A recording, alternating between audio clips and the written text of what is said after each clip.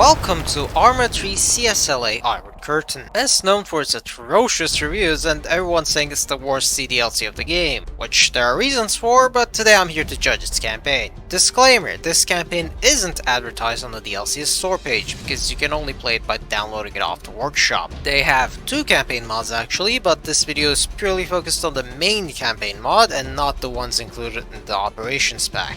The campaign depicts an alternate history scenario in 1986 where Czech dissidents living on the border near the Iron Curtain, witnessing the Soviet Union grow weaker, decided it's finally time to attempt a regime change in Czechoslovakia, rising up an armed revolt against the injustices of the communist government. You get to witness the formation of this revolt as well as its fates, through the lens of multiple protagonists over the course of, depending on your choices, a dozen or so missions. This video is going to be more similar to my GM and CWR campaign videos, with a commented playthrough of the campaign due to its linear nature. So if you really want to download and play this campaign, provided you own the CSLA CDLC, now is your time to click off the video or skip directly to the conclusion for my verdict to avoid any spoilers.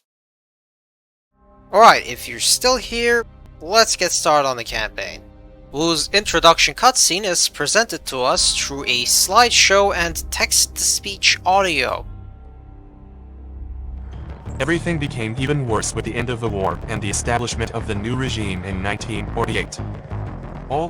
This campaign has no voiced audio, it's all text-to-speech, and unfortunately not the good kind of text-to-speech. It's Moonbase Alpha level text-to-speech, which completely throws off the relatively serious tone of the campaign.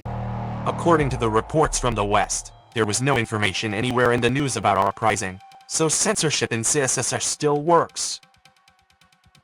However, I believe that in a few days, everything will surely come out. Just hold on. Your first protagonists are the brothers Vitek and Antonin, who don't share a last name. They live on the border and have been at odds with the Soviet authorities since the passing of their father, who apparently tried and failed to fly over the border with a hang glider. And on this particular day, a Soviet officer has come to warn them against subversive actions lest they share their father's fate.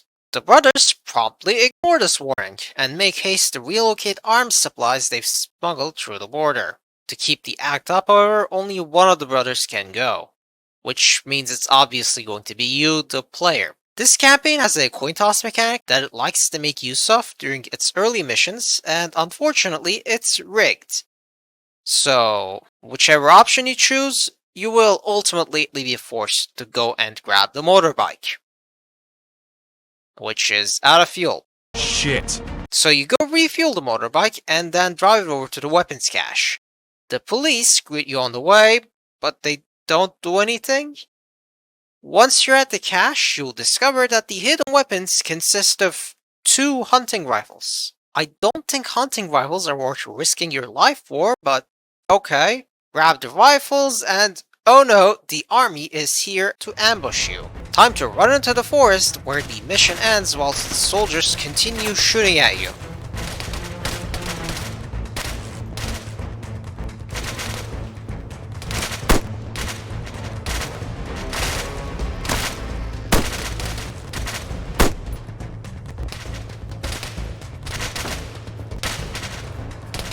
Too bad for them, we have teleportation magic and plot armor on our hands. Unfortunately, our brother clearly doesn't, as he is arrested by the Soviets shortly after. Vitek gathers his compatriots the next morning to free his brother by force, hoping to flee across the border together. Fortunately for you, these revolution enthusiasts are... Unfortunately for you, they don't do house clearing.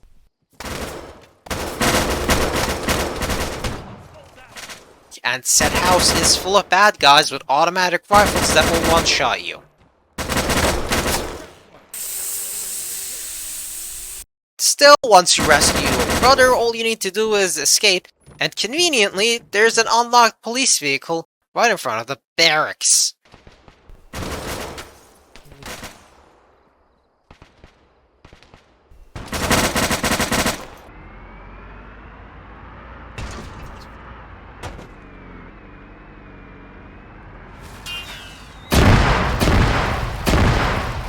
Either way, the border fence is obviously mined.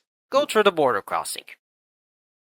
Once across, the mission ends. The brothers are intercepted by Western military forces who sneak them back across with a helping of military supplies for their struggle. The next mission sees you defend against the CSLA offensive, who've been alerted by the growing number of insurgent fighters in the border region. The enemy is expected to attack from two directions, over the bridge or over a dam. You can choose which area to defend yourself. Just kidding, this is another fake choice, because once you arrive at either choke point, an unknown third party named Tourist will intervene to inform you that amphibious units are crossing over the river and will soon attack your center, forcing your squad to divert and destroy these units instead.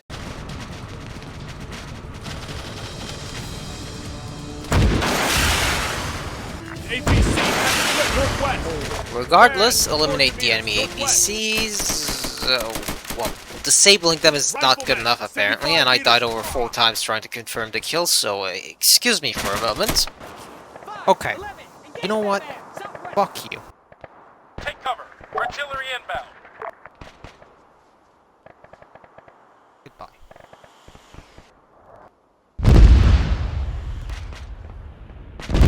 Anyways, your efforts are ultimately futile as the CSLA managed to break through both choke points and the insurgents are forced to retreat. The following mission changes the protagonist as you now get to play as a CSLA grunt named McCall. Hot on the foot of the retreating insurgents, playing as the winning side is significantly easier as you enjoy a massive numbers advantage on this mission with sways of friendly AI completely rolling over any opposition you encounter. As the insurgents are routed, your squad leader orders you to recon an enemy position further away from the battle. It's the brother's house.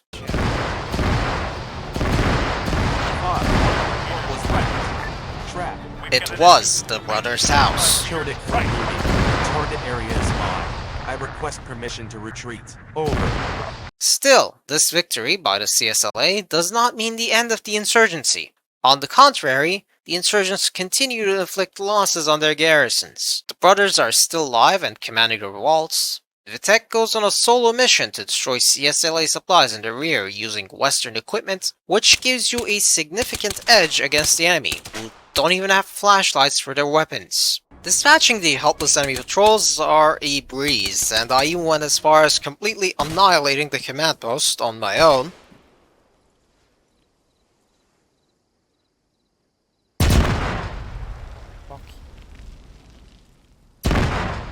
Still, Daybreak eventually forced me to retreat after having caused mayhem at the command post and having destroyed multiple trucks of supplies as more CSLA units responded to the chaos. Great job. All vehicles were hit. Out.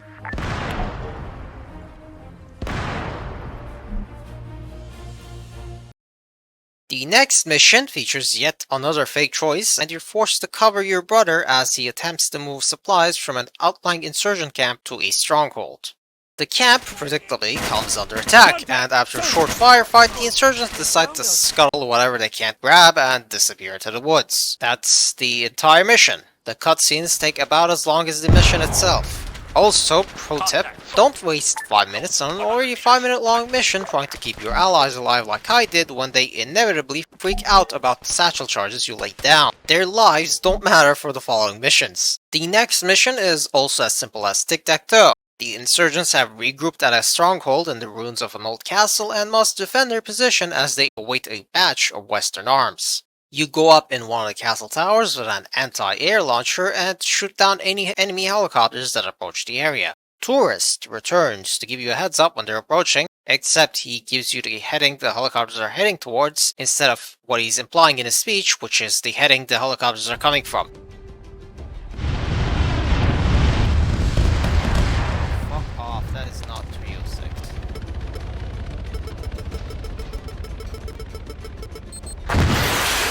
Yeah, direct hit. Fuck you, tourist. I don't have anything else to add here. You shoot helicopters for 5 minutes and then the mission ends. All helicopters are destroyed.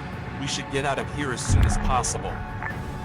The next mission sees the insurgents decide to GTFO, evacuating the stronghold before the CSLA can coalesce on their position. You play as the other brother on this mission, Antonin, and get to walk around the castle and look for the enemy's vanguard. Despite the suspense of waiting to get shot at from the forest, the enemy actually decides that stealth was never an option and drives straight in front of you in trucks. This does not end well for the occupants.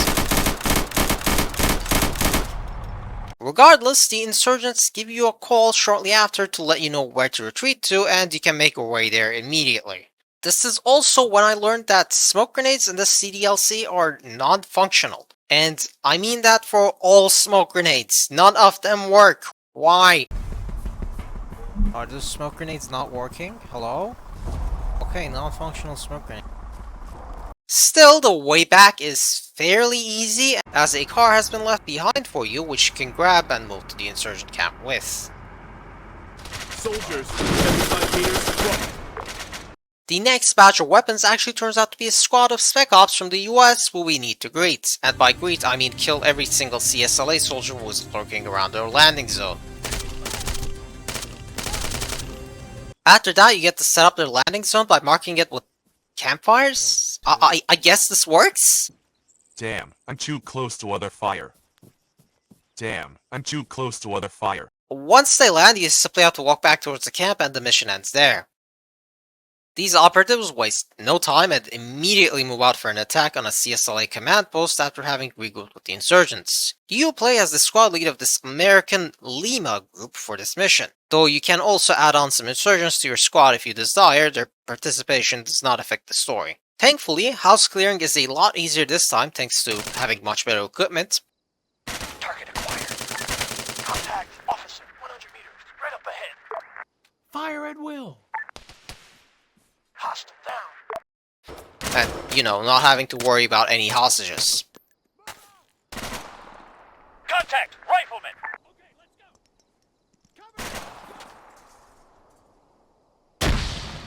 Once you've gathered what intel there is inside, pick it up.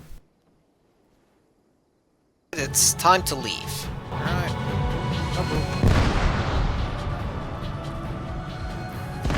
Now that the West is more involved, the campaign moves into its endgame, which is making you play as the CSLA grunt you played as 7 missions ago. This time you're tasked with driving a truck in a convoy and resupplying. Ah, what was that?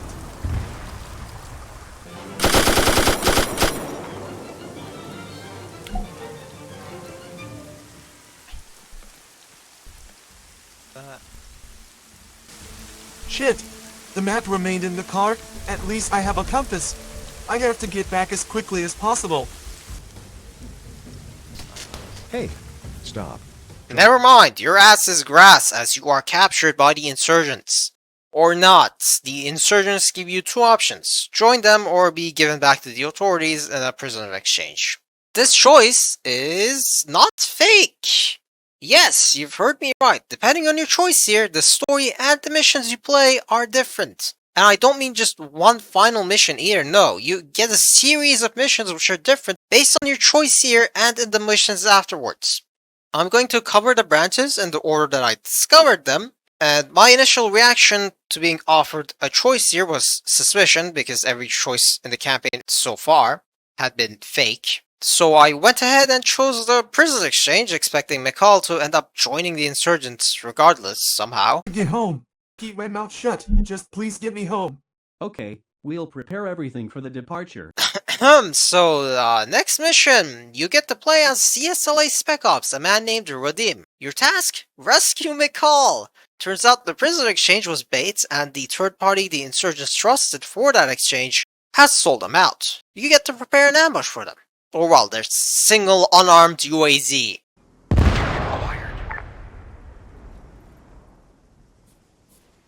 I may have over-prepared. Okay, pro tip, have your squad go prone in the forest, holding fire, and shoot the UAZ's engine yourself to stop the insurgents and force them out. Then have your squad kill them. Bullets are a bit more discriminate than a satchel charge, provided that 8 people aren't spraying them at once. Once McCall is saved, you move on to the final mission of the CSLA branch. Operation Fishhead continues Rhythm's little adventure by having you decimate the helpless cornered insurgents. Just watch out for the mines. There's multiple mines. Another plus, there's very little house clearing in this mission. The enemies inside the village are vulnerable to grenades, hiding behind barricades. By the time you get to the other objectives, friendly units will have mostly taken care of them.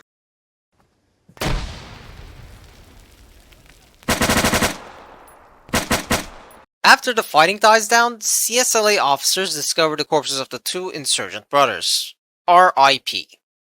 But that's also all you get, not much of an ending. Let's move on to the other branches. Returning to the choice, choosing to side with the rebels leads to 3 other branches. The rebels agree to take you to one of their camps, though McCall will note there's still an opportunity to run away. You, the player on the other hand, will notice that there are multiple armed guards looking straight at your only avenue of exit, and probably assume that McCall is being overconfident. This is not the case. Not because there's a secret exit you can use or such, but because the AI takes a full 5 seconds to level their guns against you. Run! I need to keep running and can't stop now. That worked. After escaping into the forest and getting lost in there, Republic fucked everybody, McCall waits for nighttime before trying to make his way back to friendly areas. As everyone knows, running around the forest with no visibility is a great idea, and you should definitely wait until dusk before deciding to make a run for it. This is a recipe for a great adventure. We're not for that. Oh, that looks...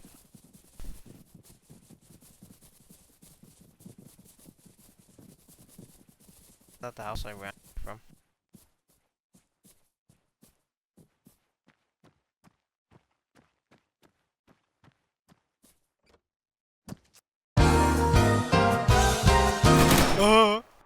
Target's down!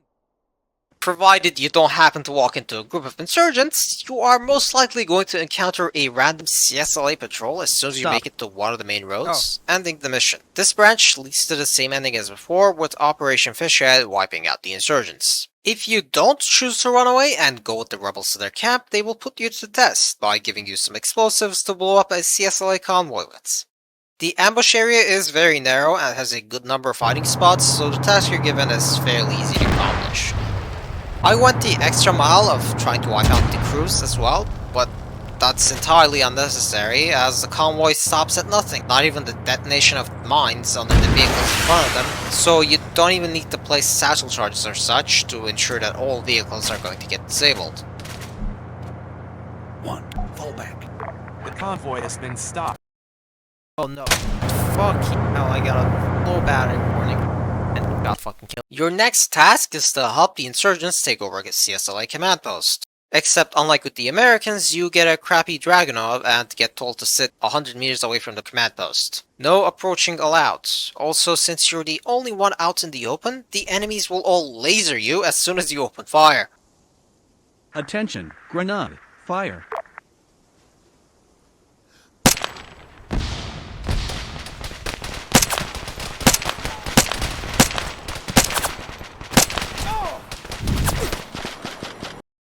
My advice? Either don't shoot at all, or don't swap to the Dragunov and go with an automatic weapon. I personally prefer to keep hitting my head against the wall and then get a sledgehammer when it didn't cave.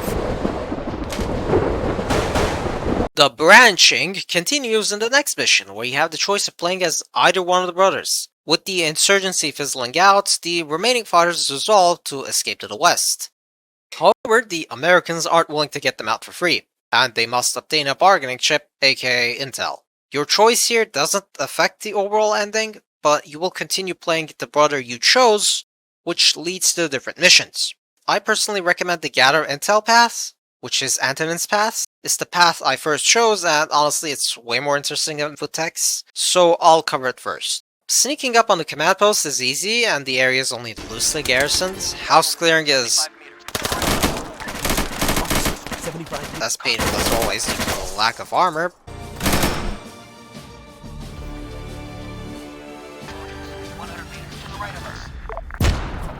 Though once you pick up the files on the second floor, you can leave immediately to end the mission. Unfortunately for the rebels, attacking a major CSLA stronghold provokes the Hornet's Nest, and Antonin is separated from his comrades during the retreat. You must head to the regroup point on your own, navigating your way around CSLA ambushes and patrols.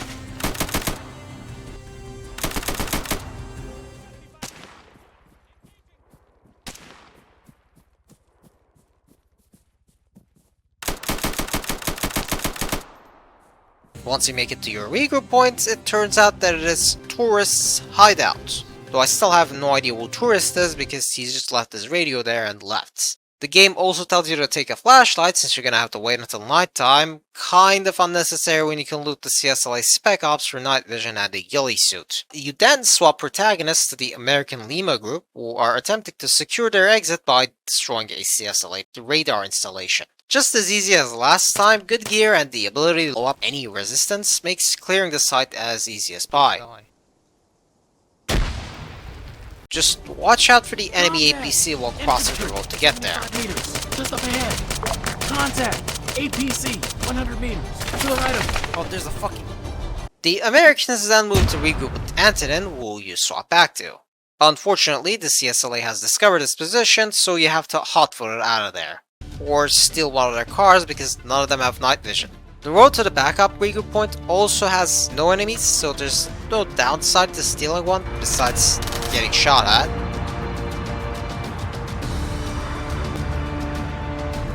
Bye-bye. At the ruins, you pretty much just wait for the Americans to show up and shoot down a single search helicopter.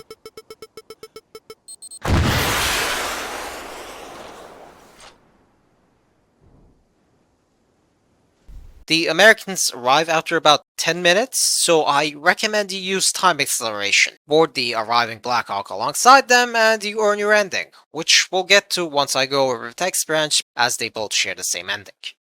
Returning to the stronghold attack, Vitek's path has you frontally assault a narrow bridge, which is thankfully only lightly defended, before slugging your way to a bunch of military supplies, which are not lightly defended. I'm going to be honest, I already done 2 endings at this point, and I was just playing out of curiosity, so I fast-tracked this mission. Things also don't get much better for Vitek's side because you can't just immediately retreat, unlike with Antonin. You need to stay and delay the CSLA troops who will bring in reinforcements, including a helicopter who will strafe you relentlessly. Unlike Antonin, Vitek does not have the fortune of being extracted by a helicopter and must smash his way across the border with the remaining insurgents under his leadership. Their idea is to steal an APC and use that to crash the border fence and its defenses. You are given 2 choices on where to steal this APC from, though your choice doesn't really matter here. The hill is arguably easier, as it is smaller and less open, though you can steal the same vehicles from the village. Once you manage to get whoever is still alive inside your APC, it is time to drive to the border. Unfortunately, you are not hassle-free. A helicopter armed with rockets is hot on your ass and will strafe and fire rockets at you relentlessly. Getting to the border is also only the start of your torture because it turns out it is much more heavily defended than during the second mission, and I mean much, much more. Like, holy fuck, why are there so many vehicles here? Okay, with hindsight, it seems that the mission makers have left only a singular viable crossing spot where the blue arrow is located on the map, but putting down a tank platoon as well as a BMP platoon was enough for me to bust out the fuck you 9000 once I realized what I was facing. In my defense, I had no idea the other side of the corner that I was trying to reach was only manned by 2 APCs and a squad of infantry. After you cross the border, you only have to drive up to a ruined church manned by the Americans. While the Americans promise to protect you after you cross, this is an empty promise, because the CSLA helicopter certainly doesn't give a single crap. There is no interaction with the Americans at the ruins either, so no payoff here. If you download this campaign, don't play this path, go play Antonin's instead, because like I said, the endings are the same for both of them, and this path sucks. Regardless, like I said, both brothers share an ending. After having gotten across the border via helicopter or by land, the brothers start new lives in the Free West. Though the insurgents have lost, and have had to go into exile. Less than a decade later, the Iron Curtain collapses entirely, effectively achieving what the insurgents fought for in a peaceful manner. Not much of an ending, but it gives enough closure and I'm satisfied with it. At least it feels complete, unlike with Global Mobilization, whose ending felt like a cop-out. Overall, the CSLA CDLC campaign is pretty fun. Would I say it's good? No, not really. But it's not bad either, it's just fine. If you previously played ArmA single-player campaigns and liked them, you'll probably like this one too. But just like the rest of the CDLC, there are free alternatives that accomplish more or less the same thing just as well, if not better. CSLA Assets, Cup is free and gets you most of the way there. Cold War single-player campaign, well, wouldn't you know it, Operation Flashpoint's campaigns have all been ported to ArmA 3 by modders, and those mods are free. And also arguably better than CSLA's campaign. Breaking it down individually, the CSLA campaign is some pretty decent writing, and even mostly competent mission design. Nothing makes you go, wow, but nothing makes you go, I hope the mission makers suffer a horrible death, who the fuck designed this, either. Well, except for that last tech mission anyway. For example, this is the first campaign I've seen that just teleports you instead of expecting you to walk kilometers to get places. Global Mobilization, by comparison, did this once and then decided to have an entire mission based on the concept of walking kilometers to get places. I also like the branching paths that were implemented. I'm not a fan of the fake choices early in the campaign, of course, but when your decisions have an actual impact, that's a positive. Downsides, of course, are that it is simple. This is a paid CDLC. Even if the campaign isn't exactly a part of it, you do need to pay for the CDLC to be able to play it. I expect more from something when I've paid money for it. I think most people do. For example, music. You didn't get to hear it much while watching this review, but this campaign reuses soundtracks from the base game and nothing else. The text-to-speech is also, like I mentioned, not very impressive. But it's all kind of weird. None of the officers really knows anything or wants to reveal. The characters are also nothing to write home about. None of the protagonists really make you care about them, even if their motivations are explained to you. I never saw my insurgent squad mates as anything more than cannon fodder, which Global Mobilization did a better job at, even if they gave up on it halfway through the campaign. It is also not helped that every character is as fragile as a feather due to the lack of any armor on them, which can make the campaign frustrating at times, especially in close combat, where enemies can easily down you with automatic weapons fire if you're concerned about using grenades to clear them out.